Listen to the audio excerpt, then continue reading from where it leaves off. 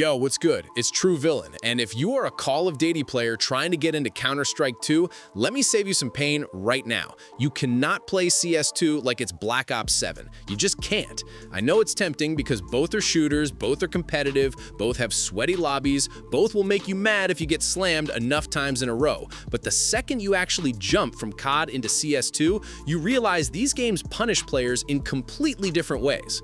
And that's really what this video is about. These are 5 things Call of Duty players absolutely need to learn if they want to survive in CS2. Because if you go in there with full CoD habits, you are going to get humbled fast. Some of the stuff that works in Black Ops 7 will get you destroyed in Counter-Strike. And honestly, once I started realizing that, it made me respect CS2 way more than I already did. So, let's get right into it. The first thing Call of Duty players need to learn in CS2 is that movement is not your emergency exit anymore.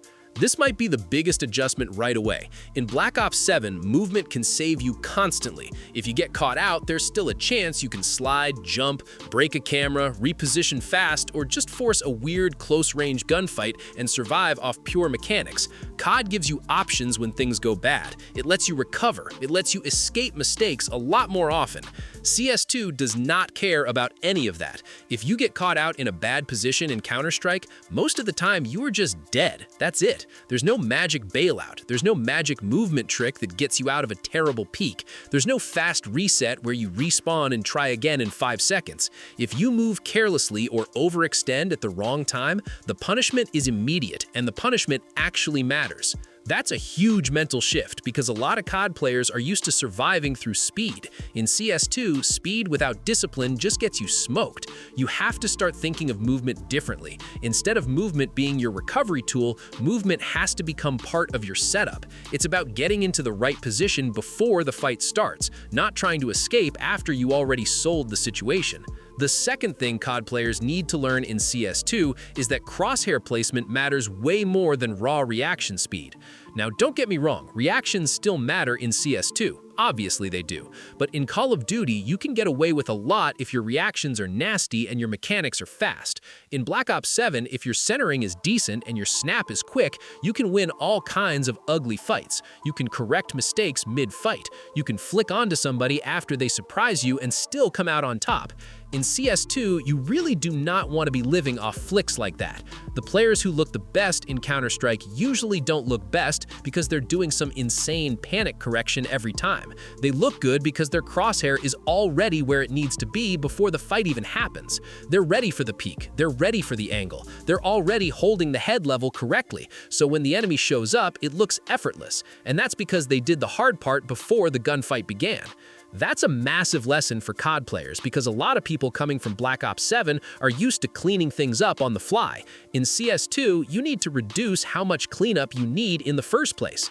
Better pre-aim, better angle awareness, better positioning, better anticipation. If you don't learn that, then every fight is going to feel harder than it should be. The third thing CoD players need to learn in CS2 is patience, and this one might honestly be the hardest because patience is not exactly what Call of Duty trains you to value most. CoD rewards pressure, CoD rewards pace, CoD rewards staying active and constantly being involved. Even if you play smart in Black Ops 7, you're still used to being in a game that wants action from you all the time. You're respawning, re-challenging, rotating constantly, and trying to stay in the mix. Counter-Strike is way more about timing, discipline, and waiting for the right moment. Sometimes the best play in CS2 is to do less. Sometimes the best play is to hold the angle and not get greedy. Sometimes the best play is to stop moving, stop peeking, stop trying to prove you're the hero, and just let the other team walk into a bad situation. That's a very different kind of confidence than a lot of CoD players are used to.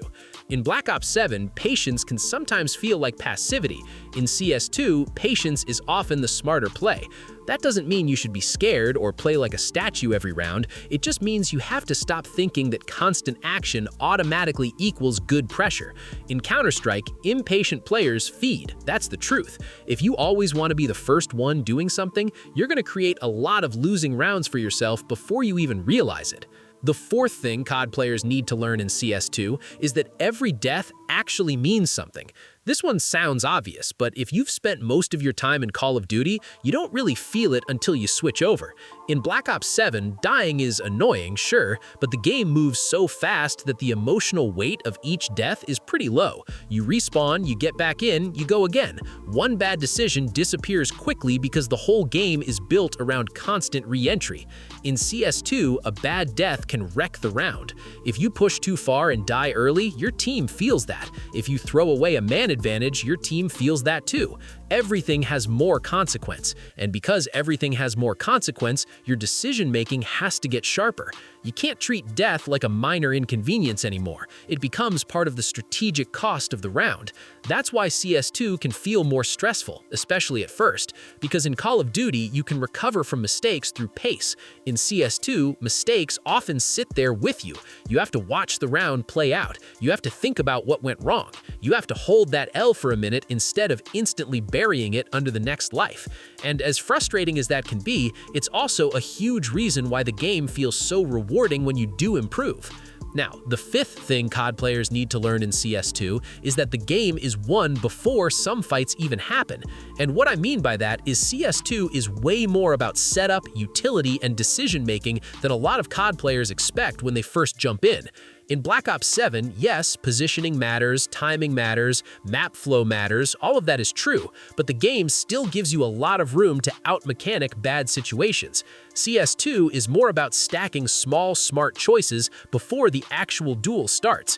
Did you use your utility well? Did you take the right route? Did you clear the correct angle? Did you set yourself up to trade? Did you set up the round properly? Did you pay attention to what the other team has been doing?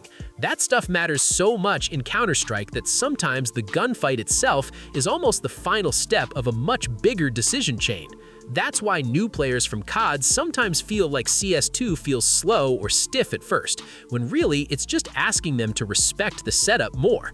The game wants you to think ahead. It wants you to understand why the fight is happening, not just whether you can mechanically win it. And when you start understanding that, the game gets way better. You stop feeling like you're randomly dying to people holding weird angles, and you start realizing that a lot of those situations were predictable if you would approach the round more intelligently. And honestly, when you put all 5 of these together, you start to see why so many CoD players struggle in CS2 even if they're talented. Good aim alone is not enough. Fast reactions alone are not enough. Being aggressive alone is definitely not enough. If you don't learn discipline, patience, positioning, consequences, and setup, then you're gonna keep losing fights that feel unfair until you realize the real problem is not your raw skill, it's your habits. That's what switching between these games teaches you more than anything. Black Ops 7 makes you dangerous in one way. CS2 demands a different kind of danger. It wants you sharp, controlled, and deliberate. It wants you thinking before you move, not just moving because you think you can outgun the next guy.